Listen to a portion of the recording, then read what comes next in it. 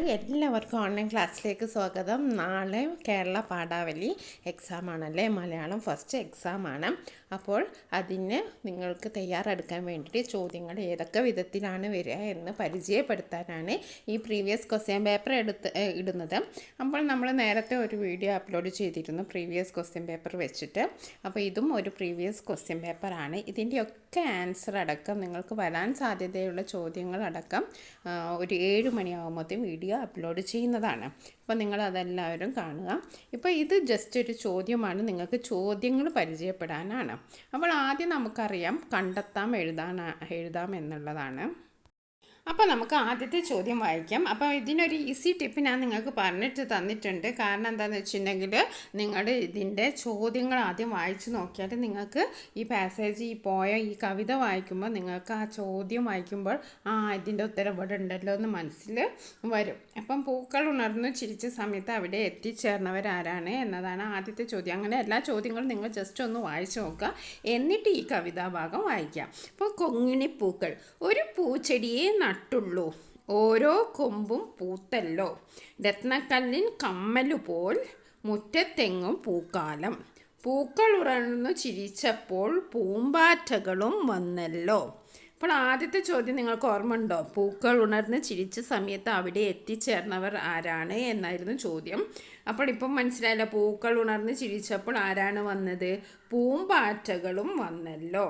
നാനാവർണ്ണ ചിറകോടെ കാണാൻ കണ്ണിന് ഹരമോടെ. ഓക്കെ, ഒരു പൂച്ചെടിയെ നട്ടുള്ളൂ, ഓരോ കൊമ്പും പൂത്തല്ലോ, പൂവില്ലാത്തൊരു നാളില്ല, ദിവസമില്ല, പൂമ്പാറ്റകളും കുറവല്ല, അഴകിൻ വഴിയിൽ കാണുമ്പോൾ ആനന്ദത്തിൻ പൊടിപൂരം, മാവേലിക്കും മാളോർക്കും ആനന്ദത്തിൻ പൊന്നോണം, ഒരു പൂച്ചെടിയെ നട്ടുള്ളൂ, മുറ്റത്തെങ്ങും പൂക്കാലം. അപ്പോൾ ഒരു പൂച്ചെടി നട്ടിട്ടുള്ളൂ, പക്ഷെ മുറ്റത്ത് പൂക്കൾ നിറഞ്ഞ് വളരെ ഭംഗിയായിട്ടുള്ളതെന്നാണ് കവി പറയുന്നത്. അപ്പോൾ ആദ്യത്തെ ചോദ്യം നമുക്ക് ഉത്തരം കിട്ടിയല്ലേ. പൂക്കൾ ഉണർന്ന് ചിരിച്ച സമയത്ത് അവിടെ എത്തിച്ചേർന്നവർ ആരാണ്? രത്നക്കല്ലുകൾ, പൂമ്പാറ്റകൾ, പൂച്ചെടികൾ. അപ്പോൾ നമ്മൾ അതിൻ്റെ ഉത്തരം എഴുതി പൂമ്പാറ്റകൾ എന്നെഴുതി. രണ്ടാമത്തെ ചോദ്യം ഇതാണ്, മുറ്റത്തെ പൂക്കാലം എങ്ങനെയാണെന്നാണ് കവി പറയുന്നത്. അപ്പോൾ മുറ്റത്തെ പൂക്കാലം എങ്ങനെയാണെന്നാണ് കവി പറയുന്നത്? രത്നക്കല്ലിൻ കമ്മലുപോൽ മുറ്റത്തെങ്ങും പൂക്കാലം. അപ്പോൾ എങ്ങനെയാണ് പറയുന്നത്? സൂര്യൻ ഉദിച്ച പോലെ രത്നക്കല്ലിൻ കമ്മല് പോലെ നാനാവർണ്ണ ചിറകോടെ. അപ്പോൾ ഉത്തരം എന്താണ്? രത്നക്കല്ലിൻ കമ്മല് പോലെ. ഇനി അടുത്തത്, മുറ്റത്ത് പൂക്കാലം എത്തിയത് എപ്പോൾ? മാവേലി വന്നപ്പോൾ, അഴകിൻ വഴികൾ കാണുമ്പോൾ, ഓരോ കൊമ്പും പൂത്തപ്പോൾ. അപ്പോൾ പൂക്കാലം എത്തിയത് എപ്പോഴാണ്? ഓരോ കൊമ്പും പൂത്തപ്പോഴാണ്. മാളോർ എന്ന വാക്കിൻ്റെ അർത്ഥം മനുഷ്യർ, ദേവന്മാർ, അസുരന്മാർ. മാളോർ എന്ന വാക്കിൻ്റെ അർത്ഥം മനുഷ്യരാണ്. ഓക്കെ, ഇനി ആനന്ദത്തിൻ പൊടിപൂരം ഉണ്ടാകുന്നത് എപ്പോഴാണ്?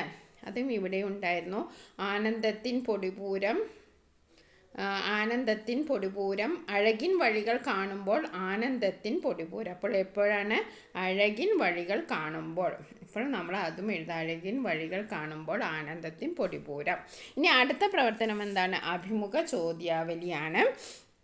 കഴിഞ്ഞ വീഡിയോയിൽ നമ്മളൊരു അഭിമുഖ ചോദ്യാവലിൻ്റെ ചോദ്യം ചെയ്തിരുന്നു. ഇതേ ക്വസ്റ്റ്യൻ തന്നെയായിരുന്നു കേട്ടോ. യൂറി ഗഗാറിൻ്റെ ബഹിരാകാശ യാത്രയെക്കുറിച്ചും അനുഭവങ്ങളെക്കുറിച്ചും നമ്മൾ ഏറെ അറിഞ്ഞുവല്ലോ. പിന്നീടും ധാരാളം ബഹിരാകാശ യാത്ര നടത്തിയിട്ടുണ്ട്. ബഹിരാകാശത്തെത്തിയ ആദ്യത്തെ ഭാരതീയനാണ് രാകേഷ് ശർമ്മ. റഷ്യൻ നിർമ്മിത വാഹനത്തിന് ശൂന്യാകാശത്തെത്തിയ അദ്ദേഹം സല്യൂട്ട് 7 എന്ന ബഹിരാകാശ നിലയത്തിൽ 8 ദിവസം താമസിച്ചു. വ്യോമസേനകളിലെ ഉദ്യോഗസ്ഥനായിരുന്ന രാകേഷ് ശർമ്മയെ രാജ്യം അശോക ചക്രം നൽകി ആദരിച്ചു.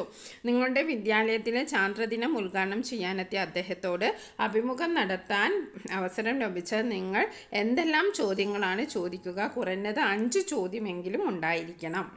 അപ്പോൾ നമ്മൾ അഭിമുഖ ചോദ്യാവലി തയ്യാറാക്കുമ്പോൾ ശ്രദ്ധിക്കേണ്ടത് എന്താണ്? പരമാവധി ആശയങ്ങൾ നമുക്ക് ആ ചോദ്യങ്ങളിൽ നിന്ന് കിട്ടണം. ആ ചോദ്യങ്ങൾക്ക് ഉത്തരമായിട്ട് എന്തായിരിക്കണം?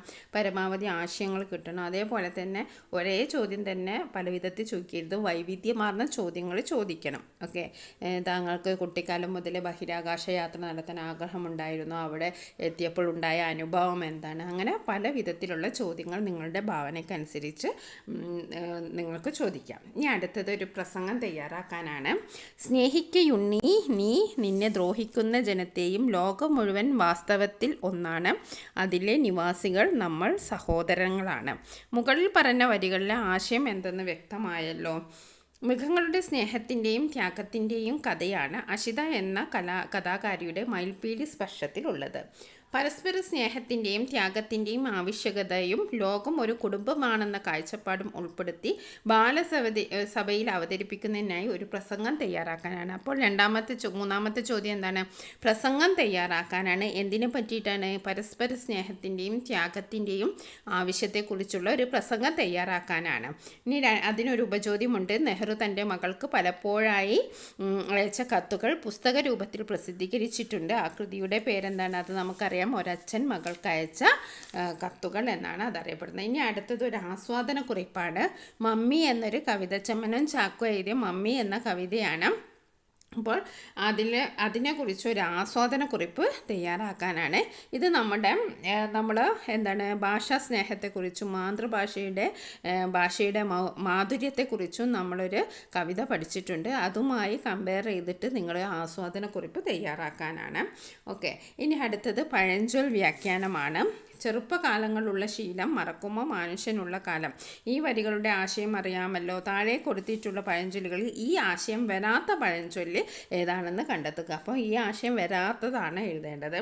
ചൊട്ടയിലെ ശീലം ചുടല വരെ എന്ന് പറഞ്ഞാൽ ഈ ആശയവുമായിട്ട് ബന്ധമുള്ളതാണ്. അതായത് ചെറുപ്പത്തിലുള്ള ശീലം നമുക്ക് എത്ര വയസ്സായാലും ഉണ്ടാവും എന്നാണ്. ശീലിച്ചതേ പാലിക്കുക, അതും ഇതുമായി ബന്ധമുള്ളതാണ്. മിന്നുന്നതെല്ലാം പൊന്നല്ല എന്നത് ഇതുമായി ബന്ധമുള്ളതല്ല. ഇനി അടുത്തത് കണ്ടെത്തിയ പഴഞ്ചൊല്ലി വിശകലനം ചെയ്ത് കുറിപ്പ് തയ്യാറാക്കുക. അപ്പോൾ മിന്നുന്നതെല്ലാം പൊന്നല്ല എന്ന പഴഞ്ചൊല്ലിനെ കുറിച്ച് നിങ്ങളൊരു കുറിപ്പ് തയ്യാറാക്കാനാണ് പറഞ്ഞത്.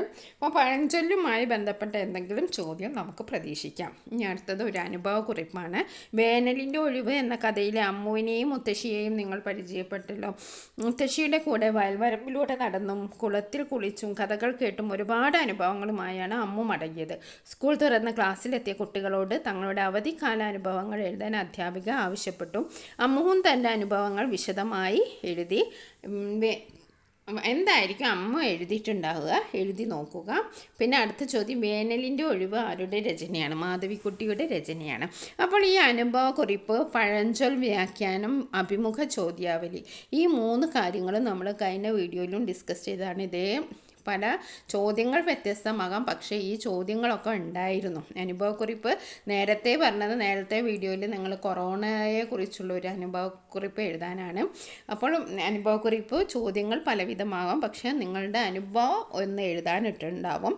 അതേപോലെ തന്നെ പഴഞ്ചൊല്ലിൻ്റെ വ്യാഖ്യാനവും ഉണ്ടാകും, അതും നിങ്ങൾ നല്ലവണ്ണം നോക്കുക.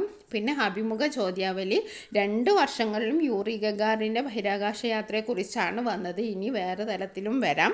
പിന്നെ അതേപോലെ തന്നെ കഴിഞ്ഞ വീഡിയോയിൽ ഉപന്യാസം തയ്യാറാക്കാനായിരുന്നു. ഇപ്രാവശ്യം പ്രസംഗം തയ്യാറാക്കാനാണ്. രണ്ടും ഏകദേശം ഒരു ടോപ്പിക് തന്നെയാണ്. പ്രസംഗം തയ്യാറാക്കുമ്പോൾ നമ്മൾ അഭിസംബോധന ചെയ്യണം. പക്ഷെ മാറ്ററൊക്കെ ഉപന്യാസത്തിലും പ്രസംഗത്തിലൊക്കെ ഏകദേശം ഒന്ന് തന്നെയാണ്. പ്രസംഗം തയ്യാറാക്കുമ്പോൾ നമ്മളെന്താണ് പിന്നെ അഭിസംബോധന ചെയ്യണം. അതേപോലെ തന്നെ ഒരു ബഹുസംഹാരവും വേണം. അത് നമ്മൾ പ്രസംഗം അവസാനിപ്പിക്കുന്നതിനൊരു രീതിയുമുണ്ട്, അതേപോലെ പ്രസംഗം തുടങ്ങുന്നതിനൊരു രീതിയുമുണ്ട്. അപ്പോൾ പ്രസംഗം തുടങ്ങുമ്പോൾ നമ്മൾ ബഹുമാനപ്പെട്ട ടീച്ചർ, പ്രിയപ്പെട്ട കൂട്ടുകാരെ അങ്ങനെ പറഞ്ഞിട്ടാണ്, മാന്യ സദസ്സിന് വന്ദനം എന്ന് പറഞ്ഞിട്ടാണ് തുടങ്ങുക. പിന്നെ ലാസ്റ്റ് നമ്മളൊരു ഉപസംഹാരവും വേണം. ഇത്രയും കാര്യങ്ങളൊക്കെ ശ്രദ്ധിക്കുക. പിന്നെ ആദ്യത്തെ ചോദ്യം എല്ലാവർക്കും എളുപ്പമായിരിക്കും. ആദ്യം നിങ്ങൾ ചോദ്യം ഒന്ന് വായിച്ചു നോക്കുക, എന്നിട്ട് നിങ്ങൾ ആ കവിതാഭാഗമോ അല്ലെങ്കിൽ ആ പാസേജോ വായിച്ചു നോക്കുക, എന്നിട്ട് ആൻസർ ചെയ്യാൻ ശ്രമിക്കുക.